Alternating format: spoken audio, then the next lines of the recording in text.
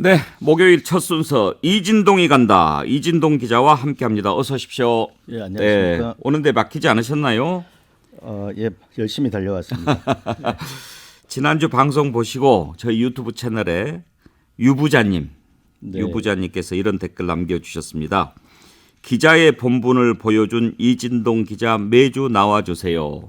그래서 모셨습니다. 우리 정치자 시청자분들의 기대가 큽니다. 과찬이신데 쑥스럽습니다. 대한민국을 계속 진동시켜 주십시오. 알겠습니다. 오늘 무슨 얘기부터 시작할까요? 이재용 삼성전자 부회장이 프로포폴 수사를 받는 중에도 병원을 바꿔서 계속 투약을 했다고요. 이것도 뉴스버스가 단독으로 취재한 겁니까? 네, 저희의 단독 기사는 아니고요. 예. 원래 뉴스타파에서 이재용 부회장의 프로포폴 기사를 다뤘습니다. 예. 그런데 이제 그 언론 보도가 나오고 그래서 검찰 수사가 이루어졌고 그 이후에 이제 재판까지 가게 예. 됐는데 재판에서 이제 재판 내용을 쭉 분석을 해보다 보니까 이재용 부회장이 정말 수사를 그 받는 와중에도 프로포폴 투약을 했더라고요. 그래서 예. 소위 이제 언론 용어로 뭐 일본 말이긴 합니다만 야마, 그러니까 소위 말하면 핵심이라든가 이런 주제 이런 건데 저희들이 그런 핵심을 좀 달리해서 한 게 이제 수사 중에도 이걸 프로포폴을 투약했더라. 그게 더 와닿네요. 그렇죠. 그러니까 이제 상징적으로 이 중독성과 의존성을 좀 보여주는 부분 같아서 저희들이 이제 그 부분을 좀 분석을 해서 기사를 새로 냈던 겁니다. 사실 마약류, 향정신성 의약품 이런 것들 위험한 게 중독성 아닙니까? 그렇죠. 끊기가 힘들잖아요. 그렇죠. 이 프로포폴이라는 건 과거에 혹시 우유 주사라고 예, 들어보셨는지 뒤에 모르겠는데 들어봤죠. 그 소위 우유 주사를 얘기하는 건데 우유빛이 나서 이제 우유 주사라고 하는데 향전신성 수면 마취제입니다. 그러니까 약간 그 수면 상태에 들어가고 뭐 하여튼 저는 이제 안 해봐서 잘 모르겠는데 우리 내시경 그 수면 내시경 같은 거 할 때 그 전에는 프로포폴을 썼는데 요즘에는 못 쓴다고 하더라고요.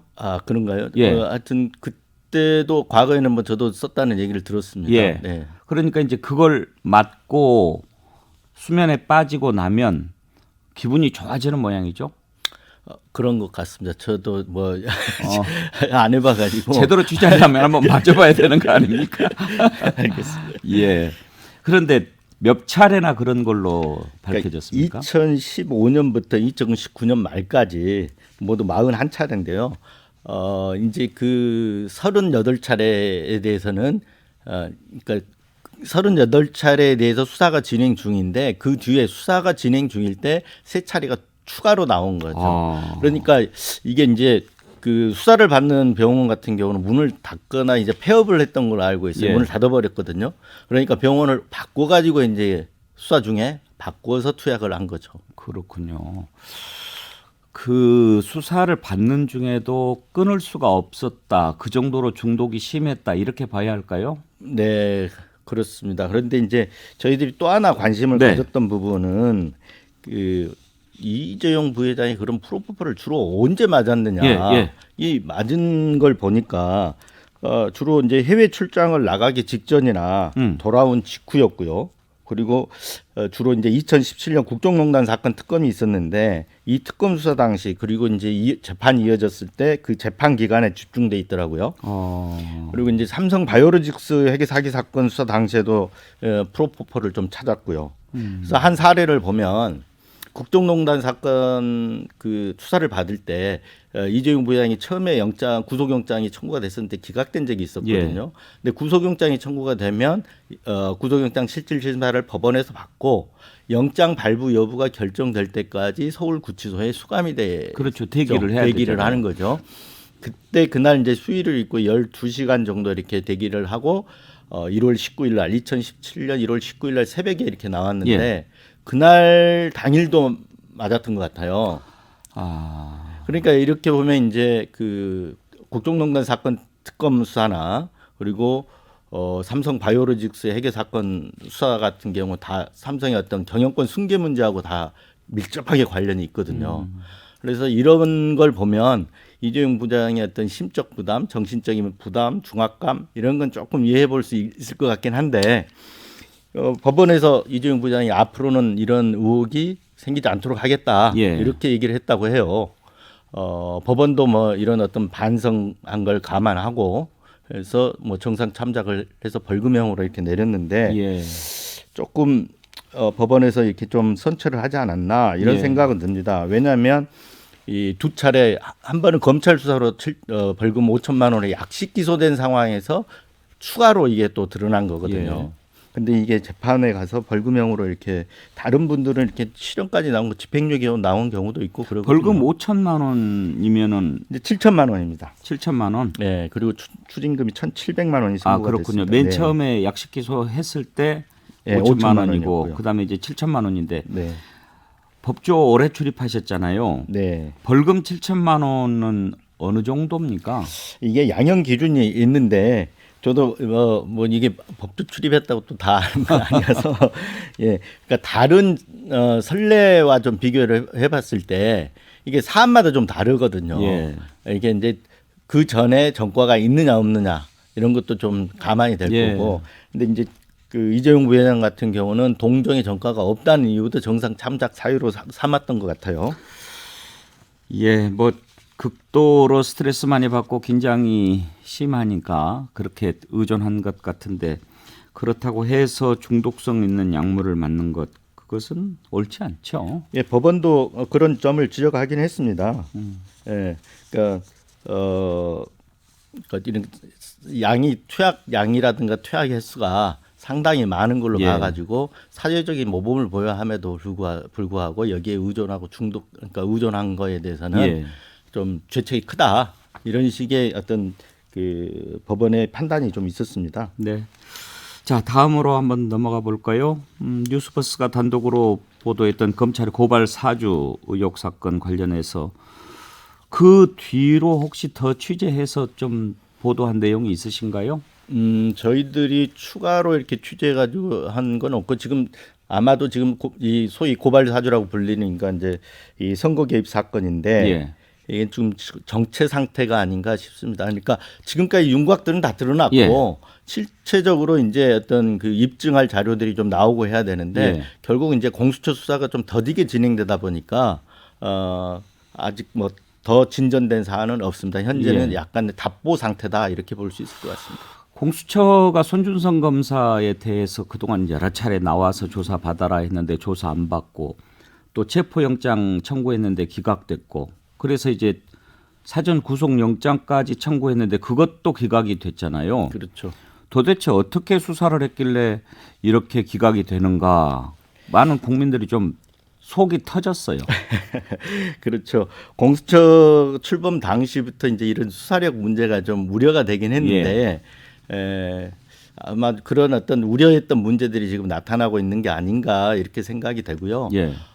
이게 그 피의자로 처음에 입건을 했었거든요. 뭐 송검사 김웅원 이렇게 입건을 네. 했었는데 그리고 나서 지금 54일 만에 첫 피의자 조사를 한 거니까 그러니까요. 수사가 굉장히 더디게 가고 있다 이렇게 볼 수 있을 것 같아요. 만약 이 사안을 같은 사안을 검찰에 수사했다면 이렇게 가지 않거든요. 예. 네. 오히려 지금 그래서 김웅원이나 손준성 검사 같은 경우는 검찰의 수사를 안 받는 걸 오히려 더 다행으로 생각할까요? 안도하고 있을지도 모르겠습니다. 속으로는. 예. 공수처 수사력에 대해서 약간 좀 무시하고 있는 게 아닌가 그런 생각도 드는데 일단 손준성 검사는 그렇게 주장을 하는 것 같습니다. 손준성 보냄이라고 하는 게 있기는 있어도 이것을 반송을 해도 그렇게 나온다 이렇게 주장하는 것 같은데 일리가 있는 주장입니까? 이제 송 검사의 주장은 그러니까 수사 정보를 하다 보니까 제보가 많이 들어온다. 네. 그래서 제보를 받은 경우 그대로 돌려주기도 한다 이런 취지로 말씀하신 것 같아요. 그런데 만약에 온 걸 그대로 반송을 했다 그러면 손준성 보냄이라고 찍힐 리가 없어요. 텔레그램 메신저의 특성상. 저는 텔레그램을 안 써봐서 잘 모르는데 이렇게 보내면 손준성 보냄 이렇게 뜹니까? 그러니까 전달을 하면 맨 처음 발신자의 이름이 뜨는 거죠. 그러니까 제가 누군가에게 첫 메시지를 발신을 했는데 예. 그 메시지를 받은 사람이 제 3자에게 또 발신을 하는 경우가 예. 전달해 주는 경우가 있잖아요. 우리가 이메일 같으면 이제 forward 포워딩 FW가 하죠. 되잖아요. 그렇죠. 그랬을 때 원 발신자 제 이름이 이진동 보냄이라고 이렇게 뜬다는 예. 거죠. 그러면 제보를 받아서 이렇게 다시 반송을 했다 그러면 손준성 보냄이 뜰 리가 없고 처음에 보낸 사람이 떠야 되는 거잖아요. 예. 이런 부분에서 조금 상황적인 모순이 있다 이렇게 볼 수가 있을 것 같고요.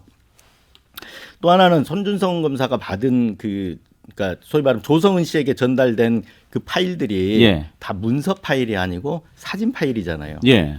근데 그 많은 양을 제보하는 사람이 일일이 다 사진으로 이렇게 찍어가지고 그 제보를 한다. 이것도 상식과는 조금 그러니까 일반적인 상황과는 부합되지 않는다 이렇게 예. 볼 수도 있을 것 같고 또 하나는 이제 고발장의 피해자들이 당시 윤석열 검찰총장, 김건희 씨 그리고 한동훈 검사장으로 돼 있단 말이죠. 제보자가 누구길래 그 사람들 피해자로 하는 고발장을 만들어서 제보를 하느냐 이거죠. 예. 그리고 또 하나는 이 고발장 체계라든가 그리고 거기에 나온 어떤 전문적인 용어 그리고 내용 그리고 첨부된 증거 자료 이런 것들이 굉장히 체계적입니다. 그런 걸 봤을 때 그 외부에서 3자가 그렇게 체계적으로 수집하고 그런 수집된 자료라든가 이런 걸로 제보한다라는 거는 조금 제보라고 보기에는 조금 모순이 있다 이렇게 볼 수 있을 것 같습니다. 예. 조성은 씨가 김웅 의원과 통화했던 내용 녹취를 공개하지 않았습니까? 거기에 보면 뭐 저희가 뭐 또 뭐 윤석열이 보낸 걸로 되니까 뭐 이런 부분들이 있는데 김웅 의원은 어제 검찰에 공수처에 나가면서도 그 부분을 가지고 또 해석을 다르게 하던데요. 뭐 어제 얘기는 그랬던 것 같죠. 아무래도 고발 사주에 실체가 없다. 예. 그리고 또 나오면서는 악마의 편집이다 이렇게 얘기를 하셨던 것 같아요. 예. 그런데 이제 그분들 해명에 대해서 저희가 뭐 수사기관도 아니고 그러니까 일일이 제가 반박하지는 않겠습니다만 그리고 그 해명이 맞는지 안 맞는지도 지금 수사를 통해 가지고 이제 검증하는 단계에 있잖아요. 그런데 이제 상식적으로 이렇게 볼 때 그 녹취 내용은 이런 게 들어있지 않습니까? 지난번에도 한번 말씀을 드렸던 것 같은데 제가 가게 되면 윤석열이 시켜서 하는 것이다가 나오게 되는 거예요. 이 부분 있잖아요. 예. 아니 시켜서 한 일이 아니고 관련이 없다 그러면 굳이 그런 얘기를 꺼낼 필요가 없다는 점, 그 점이 하나 있을 거고 그리고 남부지검으로 가랍니다. 다른 데 가면 위험하대요. 네, 라고 네. 얘기를 했다는 거는 누군가에게 들은 거죠. 이나 이런 걸 요청을 받고 하는 행위라는 것을 보여주는 거잖아요. 예. 그리고 또 하나는 저희가 고발장을 보내드릴 테니까라고 예. 했습니다. 예. 그래서 이제 결국은 저희가라는 부분이 누구냐라는 거였거든요. 그런데 누가 묻지도 않았는데 김웅 의원은 그 전까지는 기억이 없다라고 이렇게 얘기를 하다가 그 부분만큼은 제가 기억하기로는 검찰이 아니다라고 얘기를 한 거죠. 아, 예. 예. 그래서 이런 전후 맥락이라든가 이런 걸 보면 충분히 시청자들이나 국민들이 저는 충분히 이해하실 거라고 봅니다. 근데 이제 우리가 그 손준성 검사도 그렇고 김웅 의원도 검사 출신이지 않습니까? 예. 근데 통상 우리가 얘기하는 이분들 검사들에 대해서는 공익의 대표자라고 이렇게 합니다. 그 검찰청법에 보더라도 공익의 대표자로서라는 부분이 들어가 있거든요. 공익의 대표자이기 때문에 이런 어떤 범죄를 수사할 수 있는 권한도 주고 직무도 주고 다 국민들이 위임해서 주는 거 아니겠습니까? 그런데 그랬던 분들이 그 직을 했던 분들이 저렇게 이제 뭐라 그럴까요? 저런 어떤 상황에 노출이 되니까 예. 그 해명하는 것들이 조금 국민들이 보기에는 납득하기 좀 어렵고 예. 저런 분들한테 이 권한을 줬을까 이런 씁쓸하죠. 허탈감을 가질 것 예. 같아요. 예. 그렇습니다. 혹시라도 또 이 관련돼서 더 추가로 취재된 내용이 있으면 다음 주에 한번 들려주시고요. 잠깐 전하는 말씀 듣고 다른 내용 살펴보겠습니다. 네, 백운기의 시사 1번지 대한민국 탐사보도 1번지 뉴스버스 이진동 발행인과 함께 하고 있습니다. 이진동이 간다 세 번째 내용 살펴볼 텐데요. 혹시 지금 대장동 의혹으로 온 나라가 떠들썩한데 이 내용과 관련해서 뉴스버스가 좀 단독으로 취재한 내용이 있습니까? 꽤 있죠. 예, 네. 어떤 거를 꼽을 수 있습니까? 이제 이 투자가 이 재당종 사업이라는 게 단순히 뭐 하루 이틀에 걸쳐서 이루어진 게 아니고요. 예.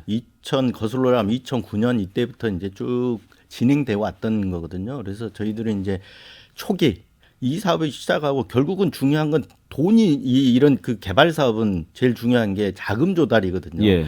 그래서 그 당시에 이제 자금 조달 과정. 그래서 부산저축은행에서 돈을 끌어왔다. 부산저축은행은 어떤 데인지 아시잖아요. 예. 그 당시에 2011년이죠. 아무래도 그 무렵에 퇴출된 저축은행인데 그 수사를 윤석열 검사가 했다는 거 아닙니까? 그 당시에 이제 대검 중앙수사부 예. 그 대검 중앙수사부라고 하면은 지금은 없어졌지만 그 검찰총장 직속의 최고 정예수석이 뭐 유명했죠. 그러니까 검찰에서 내로라 하는 소위 말하면 예. 잘 특수사에 일가견이 있는 사람들만 이렇게 모아서 그 중에 정예로 만들어 놓은 조직이 예. 대검 중수부인데 대검 중수부에서 그 당시에 2011년에 부산저축은행 사건을 수사를 했었습니다. 그런데 이런 어떤 그 부산저축은행이 자기 사업으로 어떤 개발 사업에 뛰어들거나 예. 그리고 나서 뭐 이제 부실 대출을 해주거나 이런 데 대해서 다 정밀하게 봤을 거 아닙니까? 보통 그런 수사를 하게 되면 예금보험공사에서 그 전문가를 파견받고 또 공감을 해서 파견받아 수사가 이루어집니다. 예. 그런데 그 당시에 이 대장동 사업 쪽에 대출된 돈이 부산저축은행 돈만 1,100억 원 정도가 됐었어요. 근데 이거를 중간에 빼들어 먹었다고 하는 건데 예. 이게 저는 빠졌다고 보지가 않습니다. 예. 뭔가 이제 그 작용을 했다고 이렇게 보고 저희들이 그 부분에 대한 문제를 좀 제기를 했던 게 있습니다. 그랬더니 어떤 게 나왔습니까? 일단 수사가 빠졌다라는 부분이 예. 수사에서 빠졌다라는 부분이 핵심적인 의혹이지 않습니까? 일부러 뺐을 거라는 심증이 있습니까? 그러니까 저희가 여기서 일부러 뺐다 이렇게 말씀드리기는 예, 할 수는 곤란하지만 없지만, 예. 그 1,100억 원이라는 돈 이걸 봤을 때는 예. 빠질 수가 없는 돈이거든요. 예. 부실액 가운데 예. 그 동종 그 당시에 그러니까 부실 대출이 이루어진 다른 규모의 사업 그리고 시점 이런 걸 다 비교를 해봤을 때 이 부분이 빠졌다는 건 정말 이상한 부분이다. 그래서 지금 문제 민주당에서 의혹 제기를 했었습니다. 네. 그래서 지금 민주당에서 그때 수사를 제대로만 했었어도 막을 수 있었던 것 아니냐 그렇게 주장하는 거죠. 그런 부분이 있죠. 왜냐하면 아까 말씀드렸지만 이 시행 사업에서 제일 중요한 부분 자금 조달인데 예. 그 저축은행 돈을 그 당시에 끌어와 가지고 하나의 저축은행이 부실화되면 결국은 예금보험공사에서 예금주들이 돈을 넣어줘야 되거든요. 예. 그러면 그 돈이 어디서 나오냐면 국민들의 혈세로 그 충당을 해야 되는 거란 말이에요.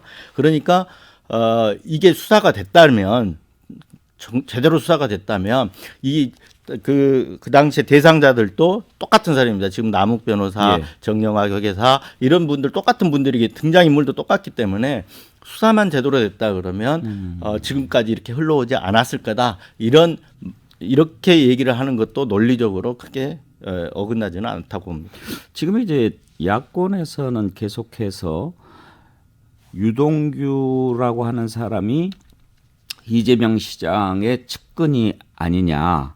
그렇다면 유동규 혼자서 그런 것을 챙겼겠느냐. 분명히 뭔가 연결이 있지 않겠느냐. 지금 그거를 자꾸 강조하는 것 아닙니까? 그것과 그렇죠. 관련해서 취재된 내용이 좀 있습니까? 사실 이제 그 부분에 이 사건에 이제 또 핵심이 그렇죠. 있는 거죠. 근데 결국은 그래서 저는 돈의 흐름을 따라가야 된다고 생각합니다. 그러니까 4천억 정도의 배당 이익이 생겼잖아요. 그리고 또 앞으로 분양되면 추가적인 또 이익이 생기는데 그 추가적인 이익이 돌아올 때 누구한테 가게 돼 있느냐, 이 약정은 어떻게 돼 있느냐 이 부분하고 그동안 생긴 배당 이익들이 어디로 흘러 들어갔느냐 이걸 이제 봐야 되는데 그게 정말 이재명 지사한테 갔느냐 이런 부분을 이제 봐야 되는 거죠. 예. 하지만 지금 이제 유동규 그때 이제 본부장한테까지 뭐 700억을 약속을 했다. 그리고 일부 뇌물이 간 건 나오지 않았습니까? 예.